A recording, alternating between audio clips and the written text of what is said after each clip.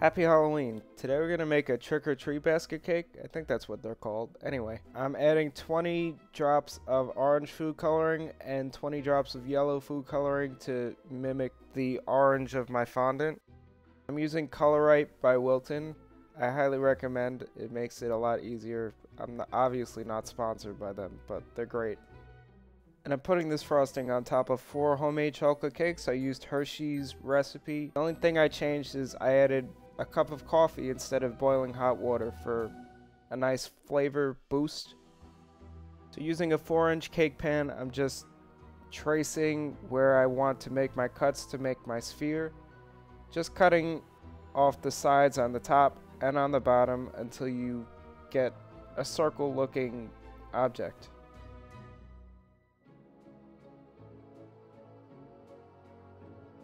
Now I'm going to give it a proper crumb coat, and there will be crumbs in this coat, that's fine. It's all getting covered with fondant, so who cares. We're just going to cover the whole thing, and it's imperative that we stick it in the fridge or the freezer for an adequate amount of time. So I spent about an hour in the fridge. Well, I didn't spend an hour in the fridge, the cake did. So maybe 20 minutes in the freezer, and after that cools, it should be ready to coat with fondant. And I'm just smoothing the fondant with my hands. You should, if you have a fondant smoother, use that. Just cutting the excess off the bottom to make it look nice. And then I'm gonna use 2 pieces of fondant. And the good thing about this, pumpkins have seams naturally, so you can have a seam with this cake. Play with it until you get a smooth final product, and brush off any cornstarch with your hands. That's another thing. I find that using cornstarch to roll out fondant as opposed to powdered sugar, A, makes for a less sticky situation, and B, kind of helps the color from getting onto my hands, so I would use cornstarch.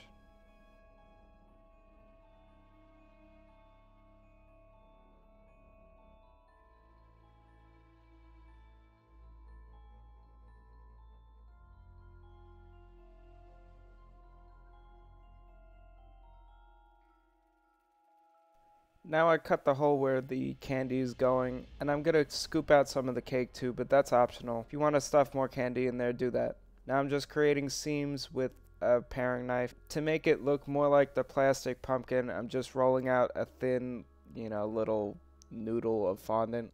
One of them is going to go on the top to create the top of the basket, while the rest are going to give definition to the seams.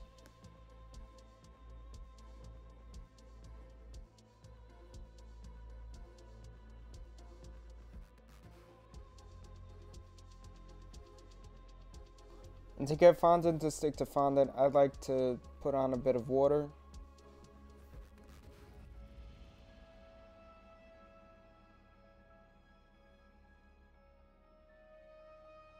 Now I'm going to pipe out the face for the jack-o'-lantern basket. I'm going to be using black candy melts. And this piping bag doesn't have any fancy tips or whatever. I'm just going to cut a small hole, put it in my juice glass or mason jar for a little bit easier pour. And then I printed out this template from Pinterest, I believe. And I have wax paper on top. So it's just really easy way to sort of act like, you know how you trace paper? Instead of doing it freehand, you get a nice, consistent final result.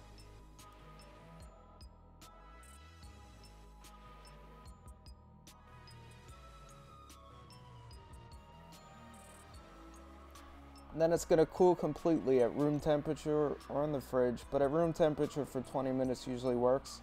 I did not film myself doing this, but I put a bowl underneath the mouth so it could have a little bit of a curve and thus fit the pumpkin circular shape.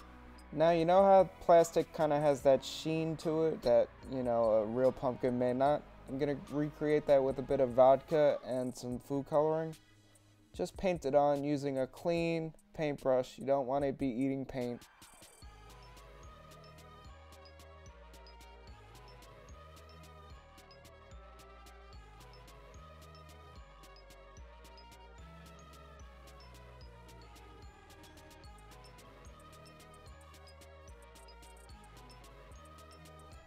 And after this, I started adding in my candy until it looks like a full bucket.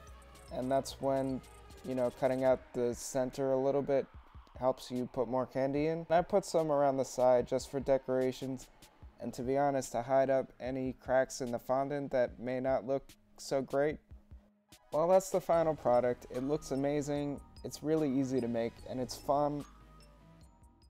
Next, I'm going to make a monster cake from my favorite video game, Breath of the Wild. I'm going to start off with 2 4-inch cakes of the same recipe, filled with purple Italian meringue buttercream, kind of creating a jagged edge to mimic the game, and I'm going to pipe on some brown frosting as the topping. Excuse the camera angle, I'm still learning.